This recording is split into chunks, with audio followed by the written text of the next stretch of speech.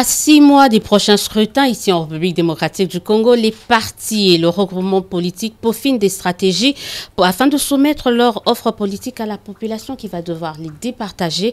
La coalition des démocrates, membres de l'Union sacrée, n'est pas en reste. La CODE affiche clairement ses ambitions. Entre autres, celle de faire réélire Félix Tshisekedi à la tête du pays, mais également avoir un grand nombre de députés. Mais la CODE propose également une série de réformes qu'elle estime importantes pour l'émergence et le développement du pays. Madame, Messieurs, très heureuse de vous retrouver dans cette émission qui reçoit pour vous Maître Bouanga. Madame. Bonjour. Bien le bonjour. Je ne me rappelle même plus de la dernière fois qu'on s'est vu. Une éternité. Une éternité. Oui. Dans l'autre temps, qu'est-ce que vous êtes devenu? Toujours avocat à la cour d'essence professionnelle et membre du cabinet du ministre du Commerce extérieur, où je gère les organismes sous tutelle.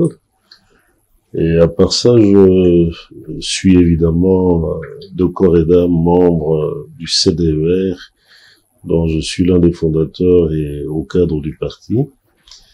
Et dans ce contexte-là, nous sommes une des forces substantielles de la mosaïque de partis et personnalités qui aujourd'hui tiennent à la réélection du chef de l'État dans le cadre d'un regroupement politique qui se nomme la CODE, comme vous le savez, donc la coalition des démocrates, et qui tient à rafler le maximum de sièges pour conforter une position majoritaire au sein des institutions électives et donner au président de la République l'essentiel de la projection de sa vision pour le développement.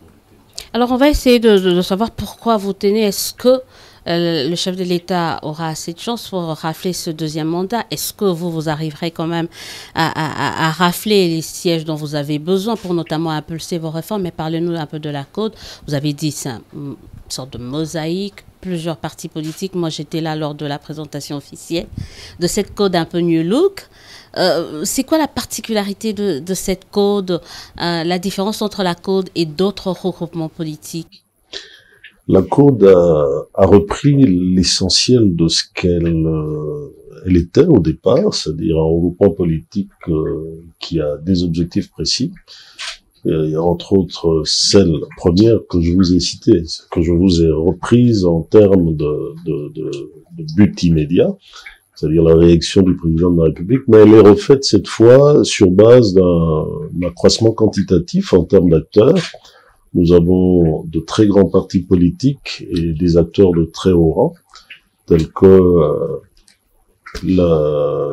Maître Moutiri, que vous devez connaître, un député brillant et ministre. Nous avons des gouverneurs, nous avons l'ancien ministre du budget et je ne fais pas un débat de personnes, je vous fais un retour de valeurs personnalisées et structurées dans le cadre et des partis politiques et des personnes qui valent autour de ce nouvel attirail qui veut prendre sa forme et qui veut nous conduire vers des objectifs précis comme celui que je vous ai mis en exergue, c'est-à-dire la réélection du président de la République.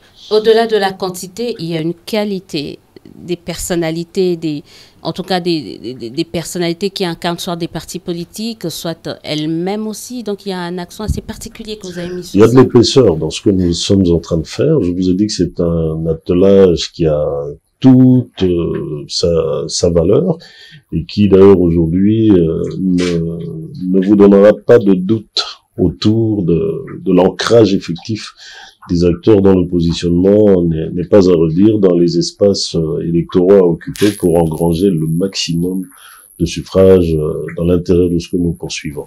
Il y a d'un côté la CODE, puisqu'on va parler de la réélection du président de la République, l'un des objectifs que vous poursuivez.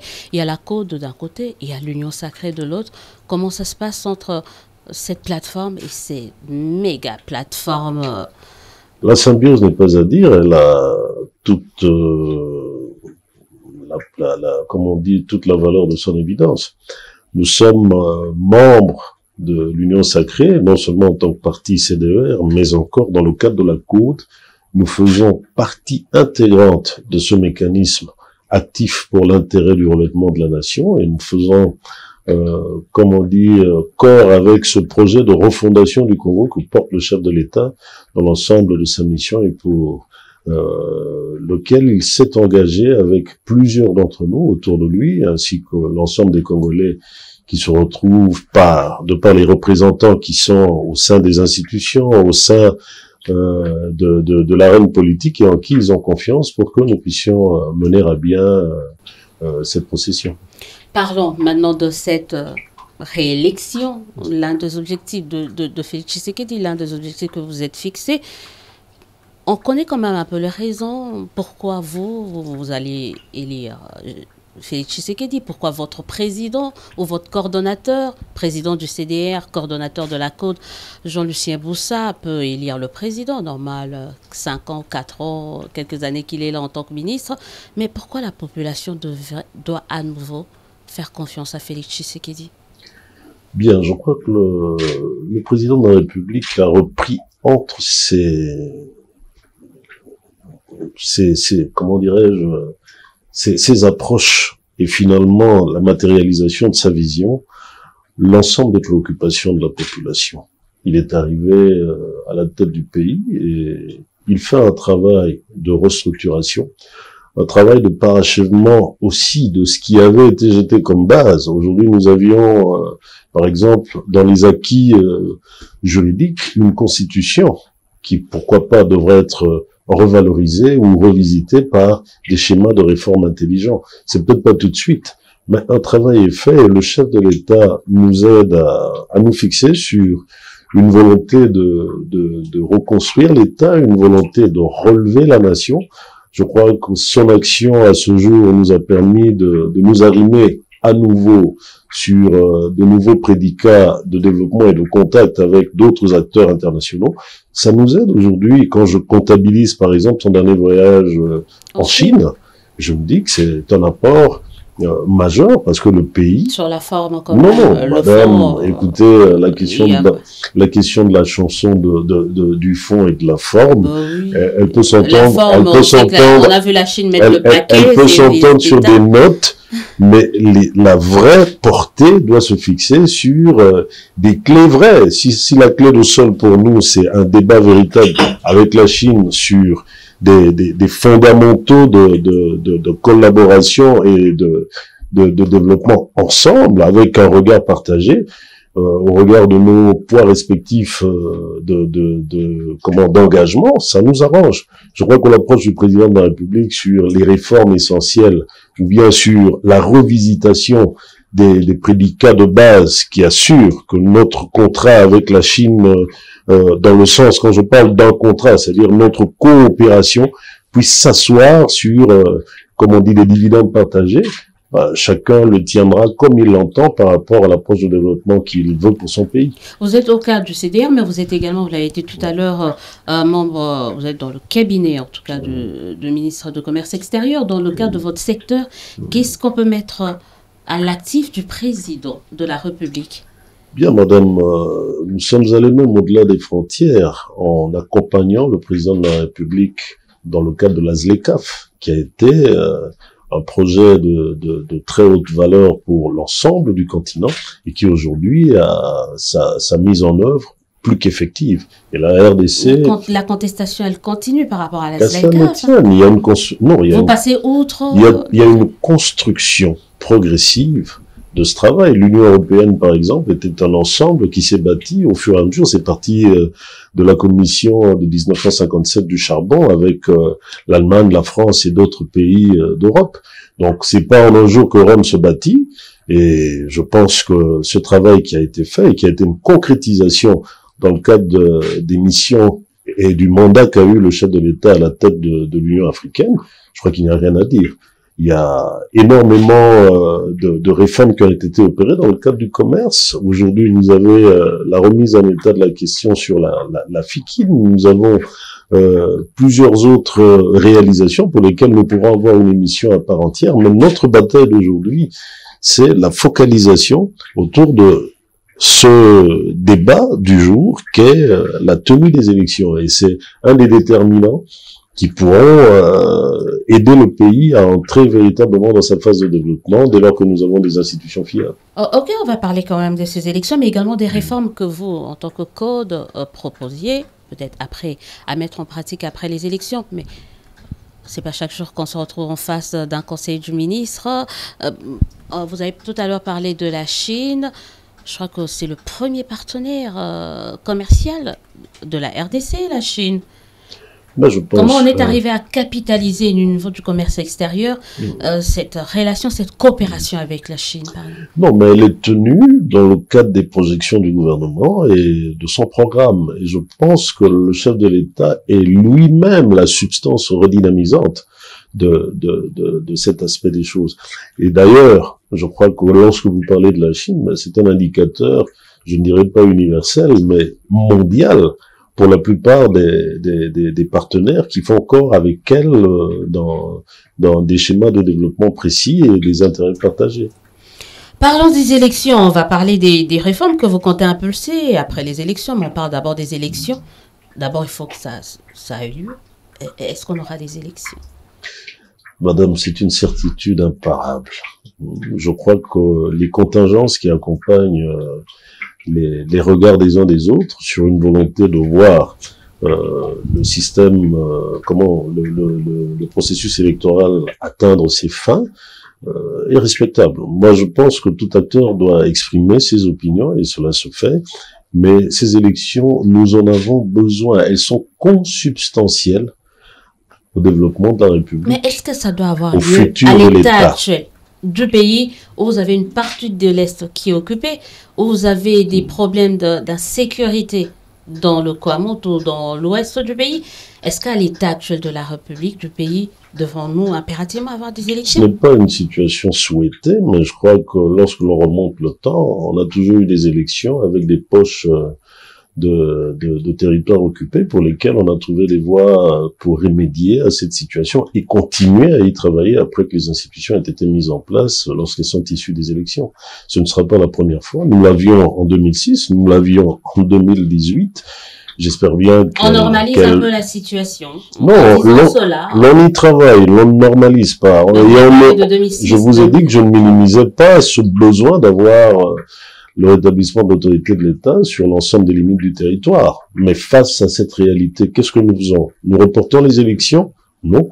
Nous continuons la bataille pour que ces territoires soient libérés et que l'effectivité de la gestion de l'ensemble des terres de ce Congo soit sous la gestion de nouvelles institutions qui seront issues des urnes. L'élection au détriment de la sécurité, de l'intégrité du pays. C'est votre approche. L'élection, avant tout, c'est une question. C'est votre approche. Je vous l'ai redit encore une fois que ce n'était pas ce regard-là que nous avions autour du chef de l'État, et je pense que sa volonté, c'est de voir ce pays se relever. Il y travaille, mais l'on va se fixer en nous engageant sur ce processus, et je crois qu'on pourra avoir une issue heureuse et l'on pourra parachever le processus pour relever le pays. C'est là la bataille pour nous, et reconquérir les territoires qui sont occupés aujourd'hui est une donne qui s'impose, elle est sacro-sainte, et notre armée y travaille, armée que je félicite parce qu'elle est en train de se refaire, elle est en train de se resubstantialiser sous le leadership du président de la République, et nous ne sommes pas en reste pour voir que petit à petit, elle est en train de se relever, elle est en train de se refaire. Regardez bien et vous aurez une lecture précise de cette volonté de bien tenir le Congo sous son leadership. La volonté, apparemment, elle suffit pas. Hein. Madame, il faut bien plus que de la volonté. Hein. Bien dans la vie, rien ne suffit. Tous les jours, on a quelque chose à bâtir, on a quelque chose à gagner, et on a toujours de nouveaux défis à relever. Du côté de l'opposition, on dit, en tout cas une frange de l'opposition, là je parle par exemple du FCC, on dit il faut faire une sorte de tabula rasa par rapport à ce processus électoral, tout reprendre à zéro, recomposition de la CENI, révisiter la loi électorale, la répartition, le projet sur la répartition des sièges qui est déjà sous examen, il faut aussi le refaire. Donc tout est à refaire par rapport au processus électoral, sinon on risque d'avoir encore une fois de plus des élections bâclées.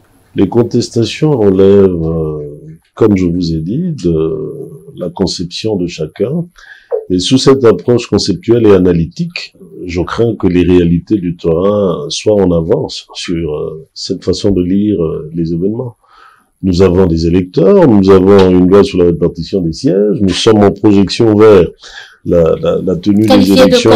Un fichier qualifié de corrompu, une répartition des sièges basée sur un fichier corrompu. Je vous ai dit que c'était des opinions, et ces opinions sont respectées. Certains donnent des faits et avancent vraiment. Non, madame, vous savez, à la fin, c'est la fin des choses qui justifie toute démarche. Hein. En toute chose, il faut considérer la fin. Et c'est cette fin-là. Pas la manière, pas la méthode. La méthode, il faut la réadapter aux exigences de l'environnement. Il ne faut pas rester sur des tabloïds figés qui ne rapportent rien. D'ailleurs, des vieilles recettes, vous m'excuserez que je ne méprise pas, mais pour lesquelles j'ai été moi-même cuisinier à l'époque. Finalement, je crois qu'on a eu des élections, on a un chef d'État et nous allons vers ces prédicats qui n'ont de nécessité que le besoin de voir la République reprendre son épaisseur et devenir un État fiable. Un État fiable, en attendant, on fait comment, surtout par rapport à certains, au-delà de décrier le fichier électoral, la répartition de sièges, en tout cas, de décrier tout le processus électoral, on remet même en cause les libertés. On a vu avec les dernières marches de l'opposition. L'opposition ne peut pas se mouvoir comme il se veut. Vous venez tout à l'heure de dire que vous faisiez partie de cette ancienne opposition. Ce sont les vieilles méthodes que vous avez ramenées ici, au fait, au pouvoir. Non, madame, vous avez fait du recyclage. Non, je crains que vous ne mêliez un tout petit peu les pinceaux sur la question, parce que je vous ai dit, les libertés s'exercent dans le cadre de la loi. J'ai souvenance que lorsque nous faisions ces lignes-là, à l'époque, nous étions respectueux de la loi. Et c'est pas le cas maintenant. Non, je crains que la lecture que vous faites de cet aspect soit peut-être en biais par rapport à la loi. Je pense que le premier fondamental sur la question, c'est qui a respecté la loi et qui ne l'a pas respectée. Est-ce que la loi n'a pas, l'opposition n'a pas respecté quelle loi du pays? Je ne peux l'affirmer parce qu'il n'y a qu'un juge qui peut le transiger. Mais c'est sur base de quoi vous dites que la loi n'a pas été respectée, la liberté d'expression, au regard de la Constitution, par exemple? Je n'ai pas dit, ne me faites pas dire ce que je n'ai pas dit.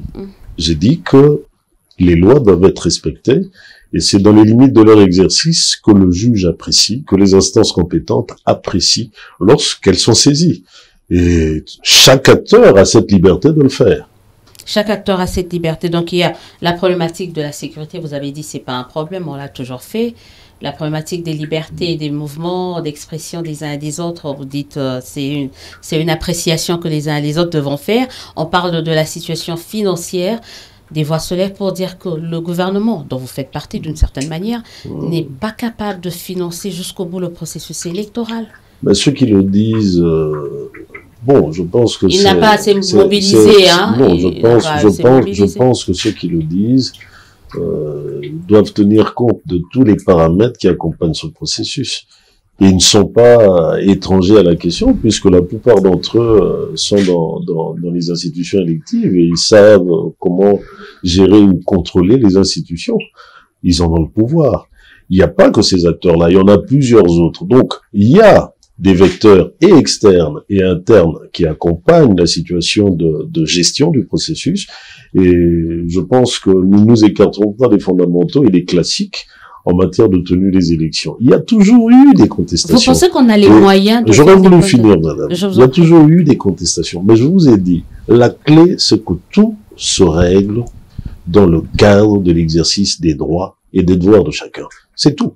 C'est la meilleure façon de faire et ça permettra que l'on ait un débat interne et contradictoire et contributif pour que la République puisse trouver son compte dans son fonctionnement comme on l'attendrait et qui serait probablement utile aux avantages de chacun de nous en tant que citoyens. Mais est-ce que la République a le moyen de financer ces élections? Je l'affirme, madame. Nous avons combien d'étapes franchies à ce jour? Vous n'avez pas votre carte d'électeur? Vous l'avez? Ah bah tiens, vous n'avez pas une carte d'électeur. Bah, les questions, c'est moi qui le pose. Ne vous attendez pas à ce que je vous réponde. D'accord, alors je m'assure que vous avez votre carte d'électeur parce que vous n'avez pas de réponse pour moi.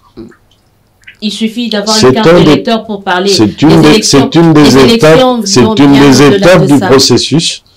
C'est une des étapes du processus. Alors, il s'entend que ce processus est en marche. Ce processus est en marche. Je le disais au début de cette émission, on va parler certainement élections, mais on va parler des réformes. Parce que vous êtes bien prétentieuse au niveau de la Côte. Vous ne voyez pas que les élections, vous voyez même déjà au-delà des élections 2024, vous imaginez déjà en train de mettre en place une série de réformes. On va en discuter rapidement dans le cadre de cette émission. La Côte, par exemple, dit que vous comptez apporter d'abord une réforme au sein de l'Union sacrée. Là, j'ai entendu de la bouche de votre coordonnateur. Il dit, après les élections, il faudrait bien penser à réformer l'Union sacrée. Comment et pourquoi et comment? Nous avons c'est vrai, une conception de gouvernance basée sur une approche, comme je vous ai dit, totalement réformiste, parce que nous pensons d'ailleurs que pour corriger la plupart des faiblesses que vous avez évoquées ici sur certains aspects liés à la gestion de l'État, qu'il faille plutôt changer les grands paradigmes qui assoiront les réformes nécessaires qui nous permettront de perfectionner cette approche de gestion de la République. Pourquoi? Parce que nous pensons que les réformes peuvent nous aider à recadrer l'action de l'État dans le meilleur intérêt des Congolais. Entre autres réformes, je pense que nous avions voulu que, pour plus tard, par exemple, que la CENI puisse être revisitée, parce que c'est généralement le générateur du reste. On va parler de la CENI. J'aurais voulu commencer par là. J'ai bien énuméré quand même. Sinon, je ne suis pas aligné sur une nomenclature de réforme. Sinon, moi, je suis aligné quand même. J'ai bien élaboré. Je sais que je commence par l'Union sacrée. Après, on parlera de réforme institutionnelle. Non, mais l'Union sacrée, je voudrais qu'on en parle à la fin. Parce que nous aurons d'abord eu je crois que jusqu'à preuve du contraire, c'est moi qui ai le cahier de charge de l'émission. Qu'à cela ne tienne. Souffrez, qu'on puisse suivre un peu. Alors, si vous voulez ma réponse, j'aborderai la question de l'Union sacrée à la fin. Ok, dites ça peut-être, et espérons que j'aurai posé la même question. Parce que c'est l'outil par lequel les réformes seront en mouvement. Ouais, ça pouvait constituer. Raison pour laquelle je voudrais en parler à la fin.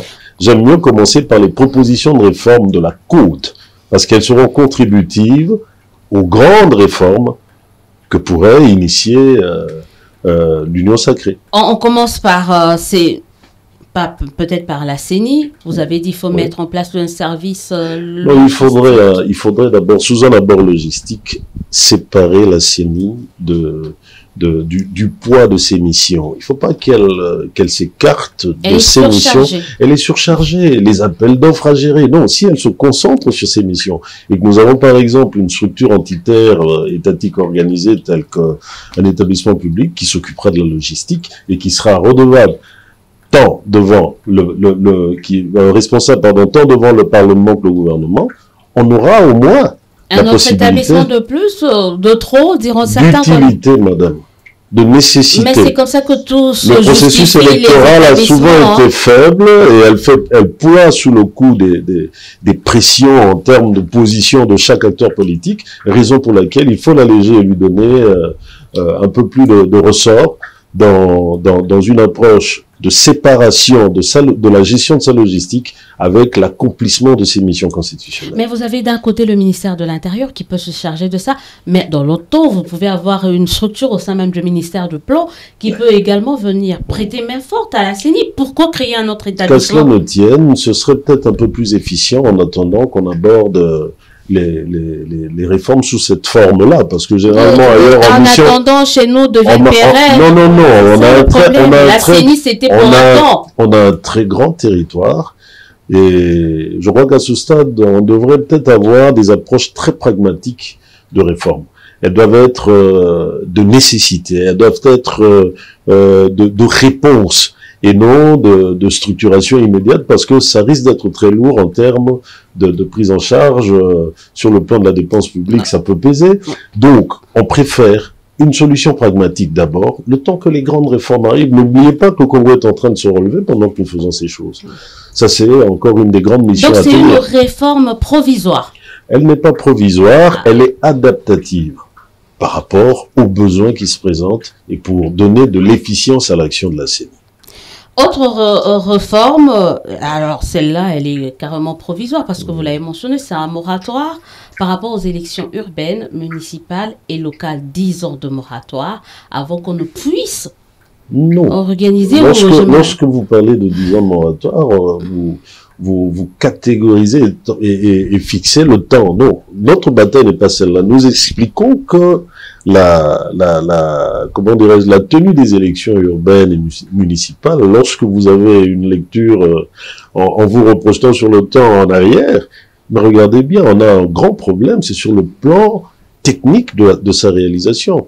Ce n'est pas aisé. N'oubliez pas que nous venons d'une décentralisation d'État qui à peine commence à se doter d'assemblées provinciales qui se battent. On avait déjà un souci pour bien asseoir le cadre des contentieux électoraux. Ça a été pratiquement difficile. Donc, les provinces se construisant, il n'est pas évident que la question d'un municipal... Mais j'ai un regard sur ça, parce que vous savez, on a hérité de la structuration municipale par rapport à la taille des pays colonisateurs. Vous comprenez? Donc, il faut qu'on essaie de les adapter aux exigences de notre environnement. Qui sait, peut-être qu'il y aura d'autres réformes. Ça, c'est un peu mon regard personnel. Mais qu'est-ce qu'on doit faire? Okay. On change la Constitution? Non, j'aurais voulu finir. La Constitution, ce sera la formalisation de ce que nous aurons impulsé comme volonté de changement dans le cadre de cette structure. Mais seulement, on se dit, madame, regardez l'opératibilité sur la question. Ce n'est pas aisé. Comment est-ce qu'on pourra avoir des assemblées municipales pendant que déjà les assemblées provinciales doivent se mettre en état pour être un peu plus porteuses? Voilà la difficulté. Avec quelle infrastructure Raison de plus, je vous l'ai dit, il y a des questions infrastructurelles, des questions d'organisation, des questions d'opérationnalisation. Je pense que si l'on postpose et on renvoie, regardez bien, c'est depuis 2006 qu'on n'a jamais pu tenir ces élections. On n'a jamais pu les tenir. Alors, restons sur ce qui peut nous aider, d'abord à ce stade-ci, à nous remettre sur orbite, raison pour laquelle, plus tard, on pourra toujours envisager quel est le modélisme le plus adéquat qui puisse garantir la tenue de ce type d'élection. Et d'ailleurs, sur le plan, je vous ai dit, de la dépense publique, c'est un point énorme à ce stade-ci. Point énorme, mais qui prend la décision? C'est au niveau de l'Assemblée nationale, du Parlement, pour dire, parce que là c'est constitutionnel, avoir des élections. Ça va de soi. Ok, on l'a jamais organisé, mais c'est constitutionnel. Ce sont les législateurs qui vont transiger sur la question. Il n'y a que. Mais à l'étape actuelle ou à l'étape. Mais le budget alloué à ces élections viendra de quoi? De l'Assemblée nationale à l'état actuel de jeu. Est-ce que c'est l'autorité budgétaire qu'on doit écarter officiellement la tenue des élections? On sera incapable. On ne va pas les écarter, on va les postposer. On les renvoie à plus tard. En tout cas, on ne va pas les organiser cette année. On ne pourra pas s'en démarquer parce qu'elles font partie de la structuration de la territorialité ainsi que de la gestion de l'État sur le plan de sa fonctionnalité en termes de province, en termes de ceci. Mais la clé, c'est qu'en ce moment-ci, nous ne pouvons pas régler cette question. C'est une réalité. Et la CENI doit peut-être être vraie et dire qu'on ne sera pas en mesure d'organiser ces élections. Bon, je ne peux pas assumer la comptabilité de sa position sur la question. Moi, je me dis que la Code l'exhorte à avoir un regard sur ce besoin. Avoir un regard, mais un problème à la fois technique, mais politique. La Code, elle est du côté politique. Qu'est-ce qu'elle compte faire, justement? Mais elle a mis sa proposition sur la table. Là, je vous parle de nos réformes. Ça, vous l'avez mis devant la presse, mais c'est quoi la prochaine étape par rapport à cette proposition? D'autant plus que nous allons vers les élections. La question viendra, et je vous ai dit que c'est de l'apanage de la CENI de prendre position. Notre part à nous, c'est d'apporter une contribution sur des questions essentielles.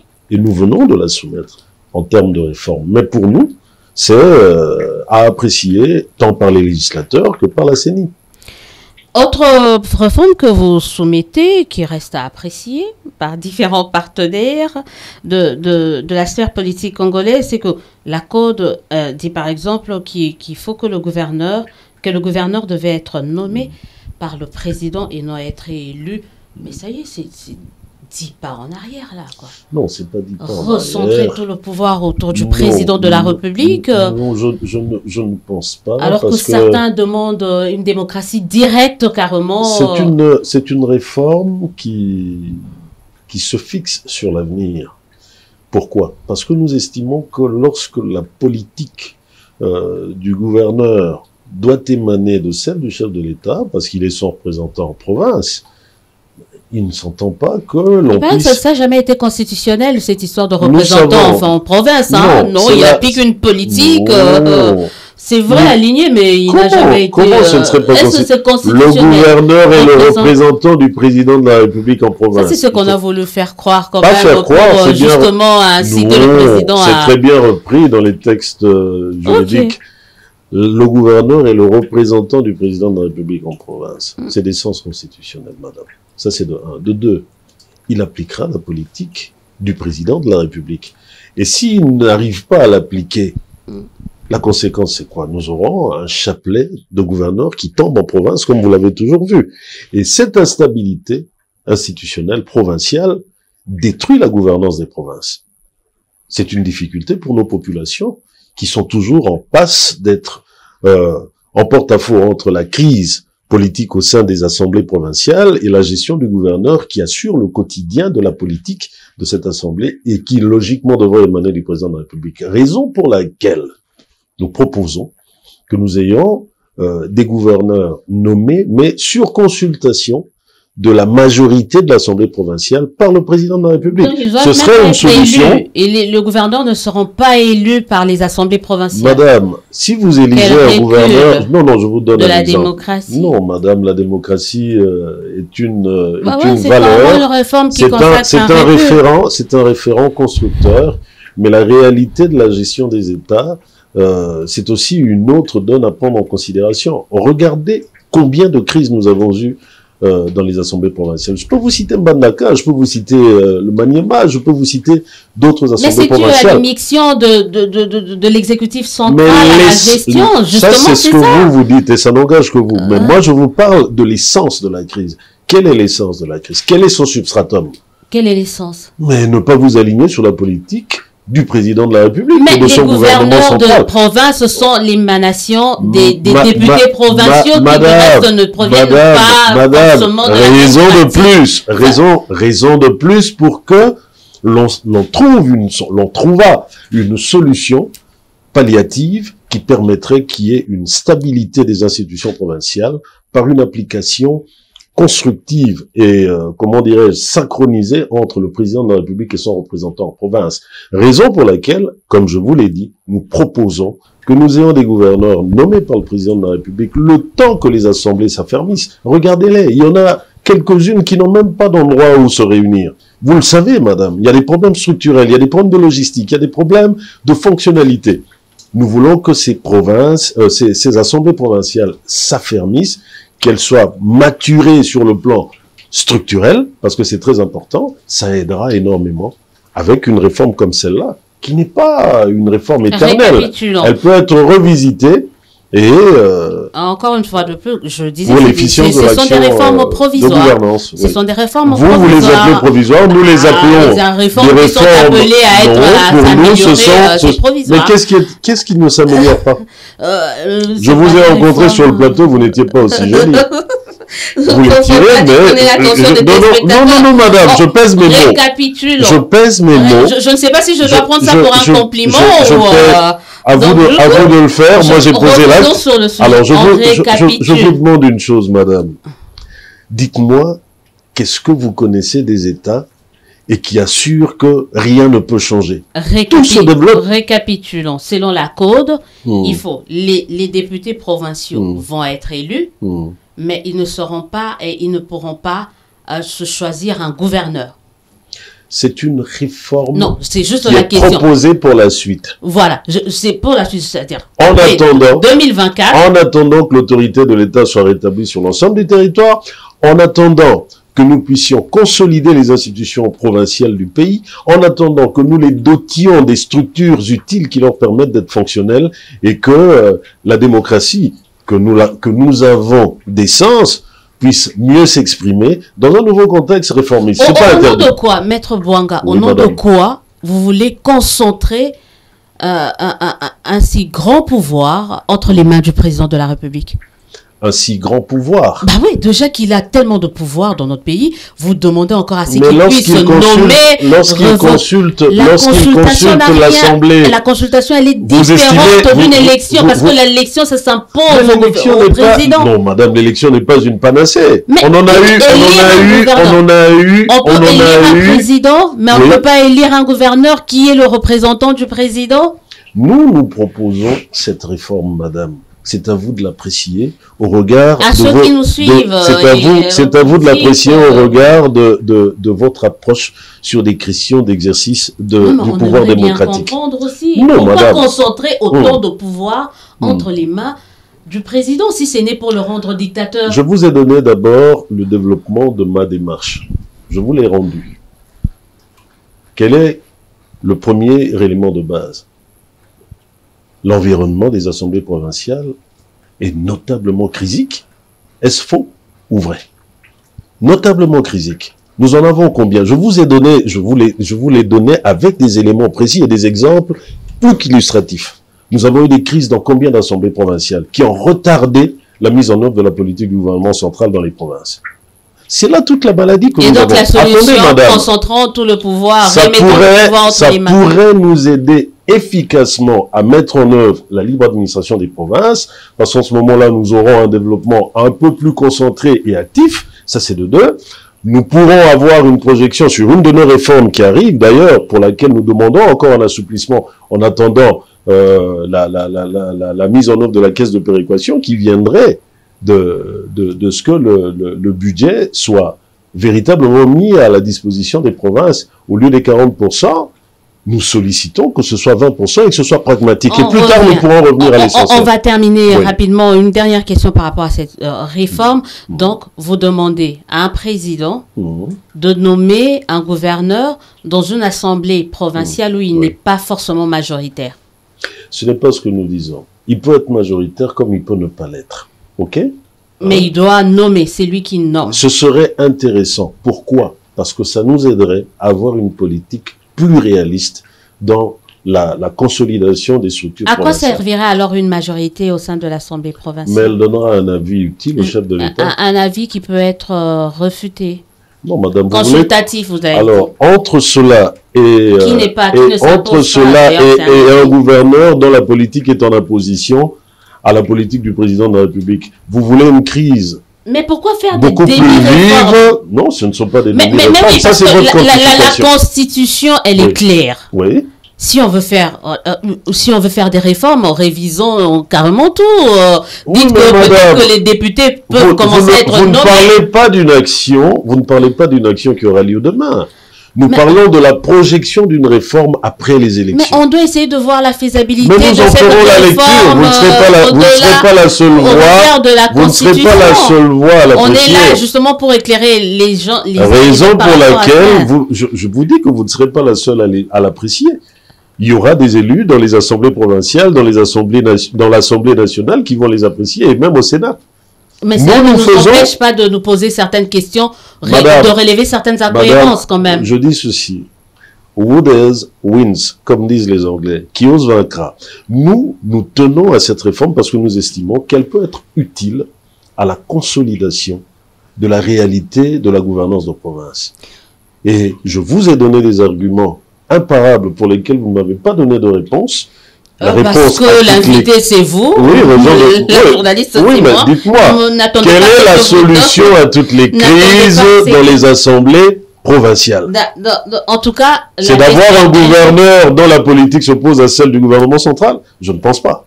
En tout cas, les politiques, la population, les Congolais vous suivent et ils pourront avoir leur avis voilà. par rapport à ça. Dernière réforme que j'ai répertoriée et que vous proposez, Je vous en c'est prie. par rapport à la nomination des membres du gouvernement. Ils doivent Oui. être issus de l'Assemblée nationale.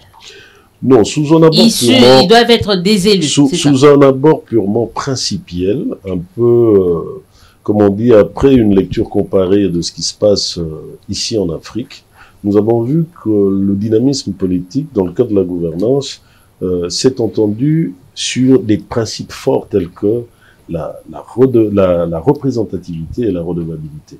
Il faut que ceux qui sont gouvernés, ceux qui sont représentés, se retrouvent à travers ceux qui ont reçu mandat d'eux. Et regardez, vous allez un peu partout en Afrique, vous verrez, Deputy Ministry. C'est toujours ça. Pourquoi? Parce qu'on estime que la population se reconnaît en ces personnes à qui elle a donné sa confiance. Ce n'est pas que ce soit un gouvernement entièrement d'élus, non. Mais substantiellement d'élus en termes de principe, parce que ça aide énormément à résoudre ces questions de représentativité et de redevabilité. Voilà la seule voie que mais vous savez, la crainte chez nous ici, c'est ça. C'est-à-dire, on dit, avec cette proposition, on dit, ouais, le papa va être député, la maman va être députée, ensuite il va devenir ministre, il laissera le poste de suppléant à son oncle, à sa tante. C'est ça la difficulté. C'est-à-dire, certains voient dans cette proposition une façon pour ceux qui vont être élus d'assurer leurs arrières, au fait, avec les membres de famille et consorts. C'est une assertion sociologique. Ça peut être qui n'est pas fausse. Non. Ça peut être d'abord légitimement les membres de parti, parce que qui sont dans le combat de la gestion des institutions. Donc je crains que l'on ne soit en dehors de la voie sur cette approche. Moi, je ne la partage pas. Je respecte vos convictions, mais je pense qu'il faudrait que l'on arrive à intérioriser, à capter la nécessité de la question de la responsabilité, de la représentativité et de la redevabilité, ce qui entend une aptitude à rendre simplement compte à ceux qui nous ont donné mandat. Et la responsabilité relève également de ceux qui sont appelés à choisir. Vous devez savoir qui vous choisissez, qu'à cela ne tienne, vous voyez que nous soumettons ceux qui ont reçu mandat à rendre compte, comme il se doit, et avec aptitude, à ceux qui leur ont donné mandat.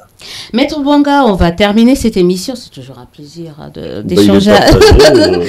On termine cette émission. Je me rappelle à l'époque, CDR avec Jean-Lucien Boussa avait cette ambition présidentielle qui apparemment est revue à la baisse ou qui a disparu. Non, je crois qu'il faut contextualiser chaque projection. Je crois qu'à l'heure actuelle... il est bien en tant que ministre. À l'heure actuelle, le président de la République est le centre de notre projection dans le cadre de l'action électorale. Il est passé où l'ambition de Boussa d'être président? Toutes les ambitions ne s'exercent pas au même moment. Nous avons un partenaire qui est le chef de l'État et nous lui avons donné les assurances de notre volonté de l'accompagner. Si plus tard, il vide ce postulat, des relectures peuvent être faites. Mais là, nous sommes avec lui et nous irons avec lui jusqu'au bout parce que nous croyons en son action et à sa vision. Merci d'avoir répondu à notre invitation. Le plaisir est mien, madame. On remercie les téléspectateurs, très nombreux à nous suivre dans le cadre de cette émission. Vous pouvez nous suivre également sur nos différentes plateformes. On se dit au revoir. À très très bientôt pour un nouveau numéro de votre émission. Prenez soin de vous.